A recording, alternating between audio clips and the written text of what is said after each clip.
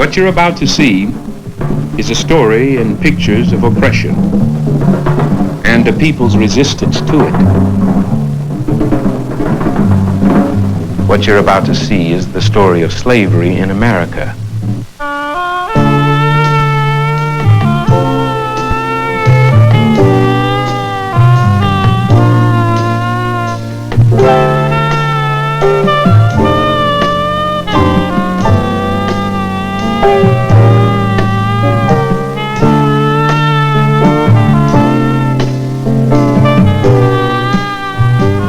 There were 4 million black slaves in the United States before the Civil War, and they were trying to break the chains that bound them into slavery.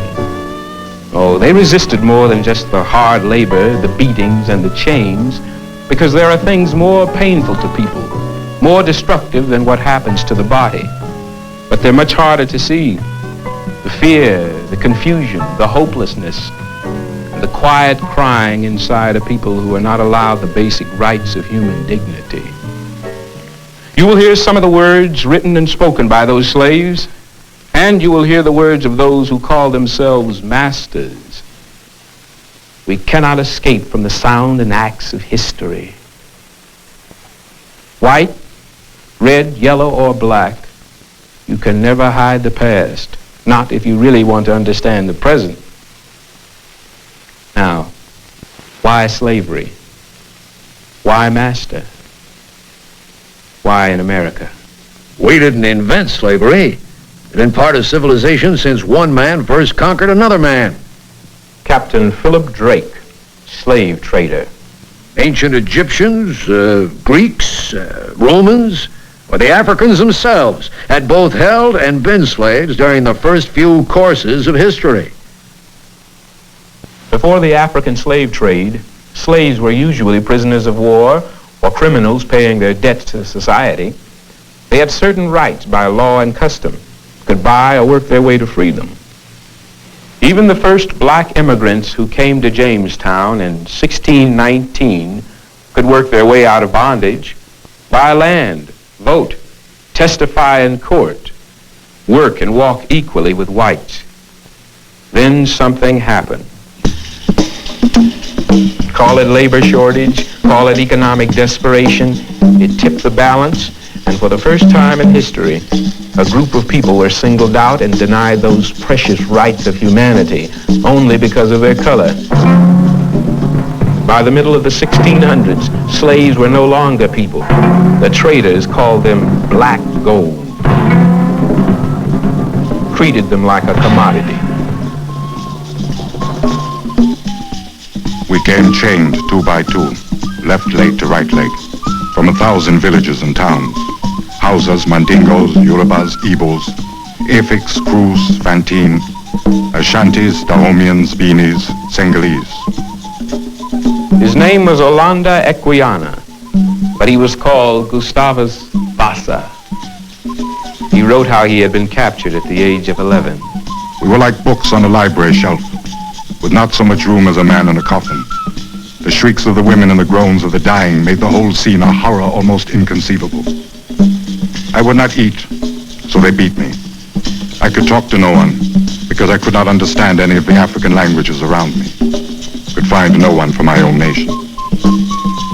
He was forced to march with hundreds of others for 500 miles, across rivers, mountains, barefooted and naked, to be packed into the hold of a slave ship separated from people of his own nation. We had to separate them so they couldn't talk to each other. Mixed up the nations, or the blacks would be able to talk and get together, mutiny and destroy the ship's crew in hopes to get away. I tell you, the slave trade was a dangerous business. There are records of more than 100 successful slave revolts on the high seas.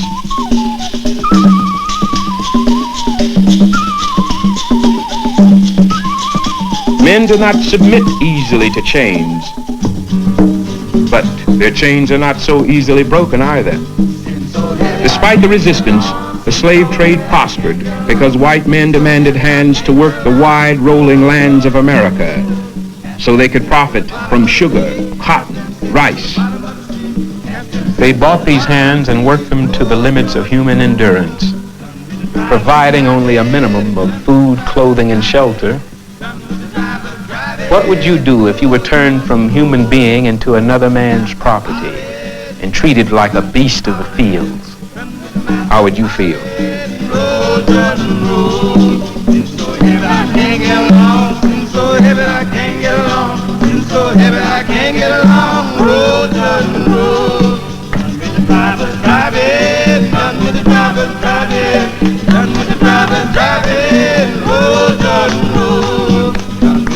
These people could be bought and sold at auctions, willed to relatives, rented out, lost at cards, even won in raffles. The slaves were trapped as if they were in a maze. David, where you going? See my friend. See Joe. You best stay put. You want to get beaten again? Can't stay cooped up like a chicken. Gotta go where I want. Somewhere, sometime. Gotta go where I want. You're a fool, man. Get yourself beat to death unless you remember you're a slave. Slave can't go nowhere. Slave can't go nowhere. Slave can't go nowhere. Slave can't go nowhere. The black man came as a stranger to a strange land, couldn't speak the language. When he ran, there was nobody to run to, and everybody could see him running. He was visible. He couldn't hide in the white man's world. The black man is always and forever visible. Think of what it's like to be held down with fear and violence, unable to understand what is happening to you. Torn from a civilization that had laws and learning 500 years before the birth of Christ. We have, as far as possible, closed every avenue by which light might enter their lives. Learning is officially a crime. Teaching the black man is a crime. In some states, punishable by death.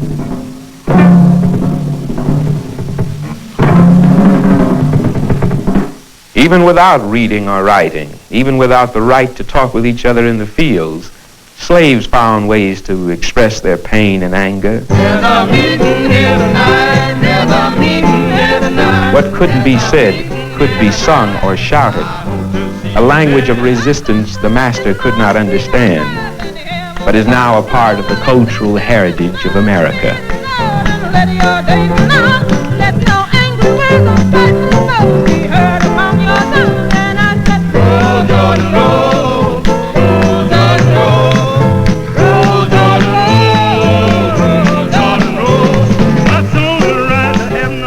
But by the middle of the 1700s, the world around both master and slave was beginning to change.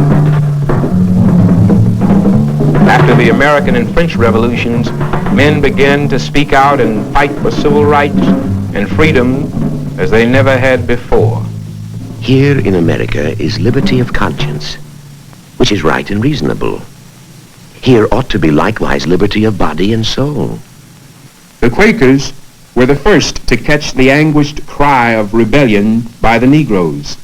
And in 1787, the men who met in Philadelphia to write a new constitution decreed that the African trade should end in 20 years. They reasoned that the end of the slave trade would dry up the source of evil. It was a compromise, but it did nothing to change the condition of those who were already slaves. Then two things happened which increased the demand for slaves and made their condition worse. First, there was the new kind of cotton gin invented by Eli Whitney in 1793, which could do the work previously done by 50 slaves. As cotton fabric became cheap, the world demand for cotton rose, and more labor was needed to produce it. The slave population, less than 1 million in 1793, soared to 4 million just before the Civil War.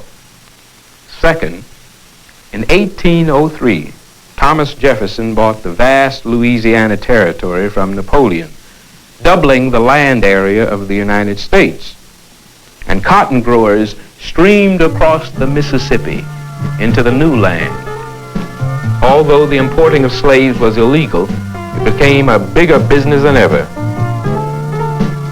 Cotton production soared from a few million to 2 billion bales. The price of slaves rose from $200 to as much as $2,000 each.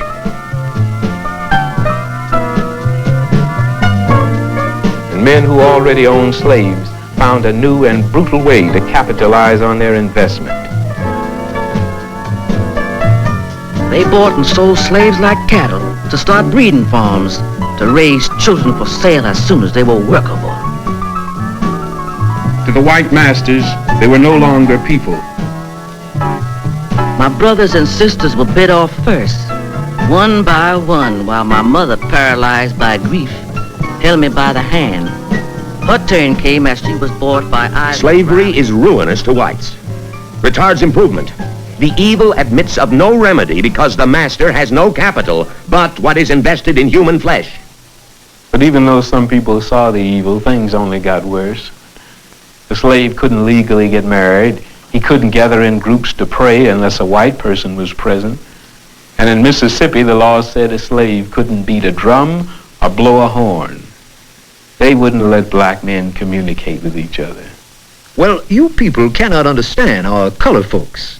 Why, they are the freest, happiest people in the world, if you look at it properly.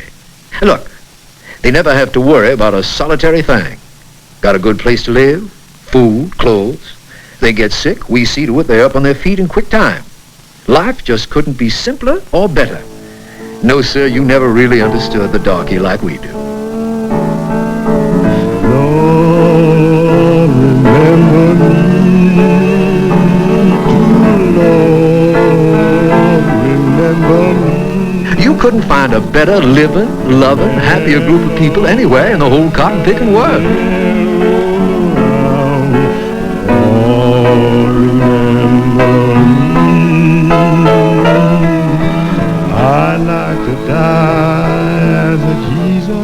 The dream of these happy slaves was to be free.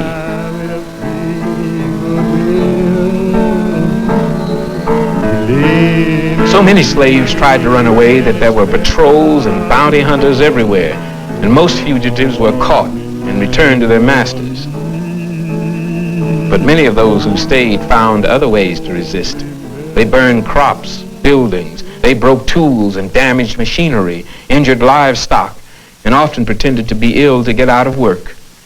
The resistance was so widespread that a highly respected Southern scientist and medical expert of the 19th century, Dr. Samuel Cartwright of the University of Louisiana, claimed to have found the cause in two rare diseases.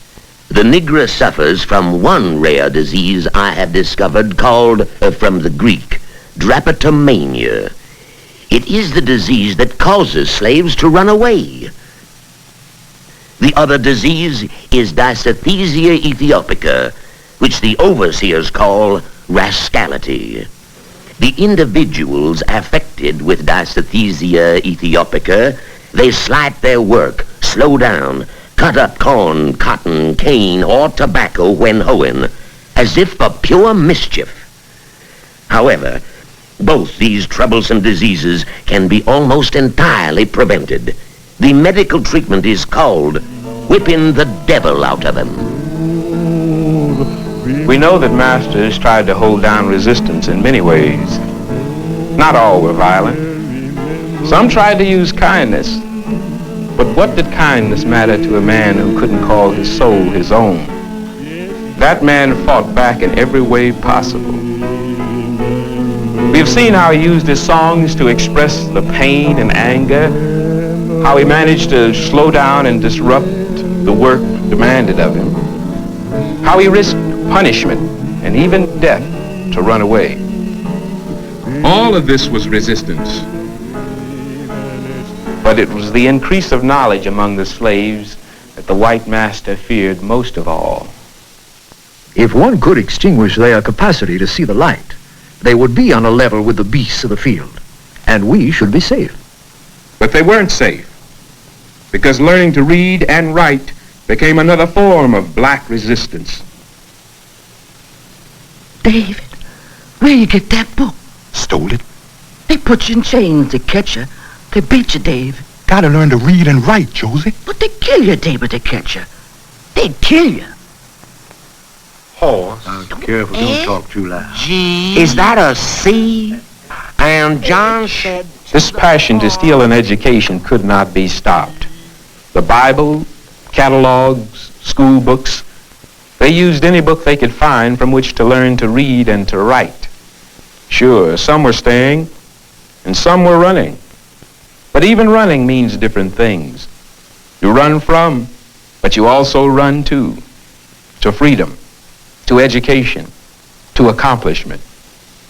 And they ran. The house slaves who were butlers, cooks, maids, nurses, and the city slaves who were trained tailors, shoemakers, carpenters, wheelwrights, weavers, tanners, mechanics, as well as all the field hands.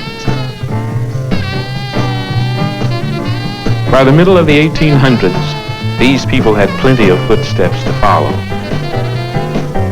Phyllis Wheatley, kidnapped from Africa when she was 9, educated herself and became a poet. Her first book of poems published in London in 1773 was the second volume of poetry published by a woman in America. James Beckwourth, a runaway slave who became a tough frontier scout and later chief of the Crow Indians. He was a Western hero, discovered a pass through the Sierra Nevadas that became an important gateway to California during the gold rush. William Wells Brown was a runaway slave who taught himself to read and write, was America's first Negro novelist and playwright. And James W.C. Pennington was an illiterate slave blacksmith who escaped to the north, educated himself, learned to read and write in Greek, Latin, German, went to college, wrote the first Negro history in 1841. Many slaves escaped and carried the struggle for freedom into the North, where there were black doctors, inventors, lawyers, judges, and teachers who were already winning public attention and victories. Even before the Civil War, from New England to California, there were court battles, sit-ins, freedom rides. The escaped slaves did not forget their families in the South.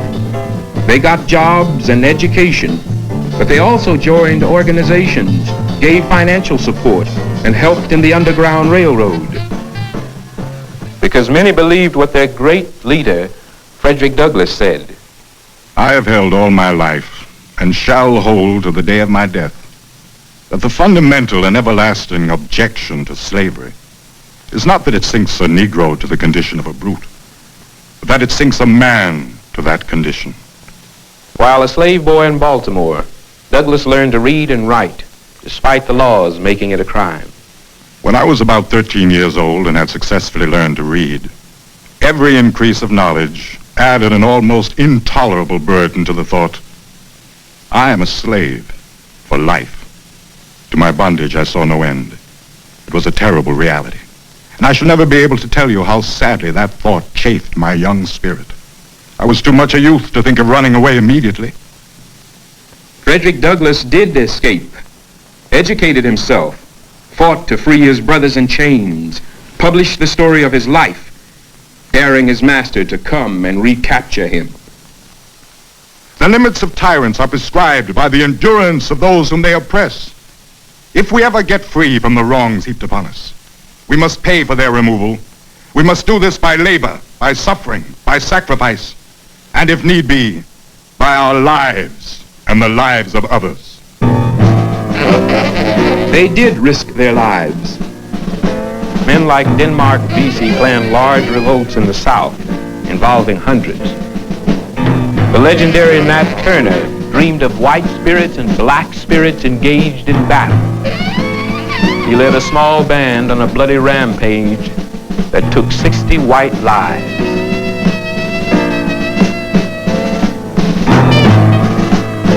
Fear swept across the South.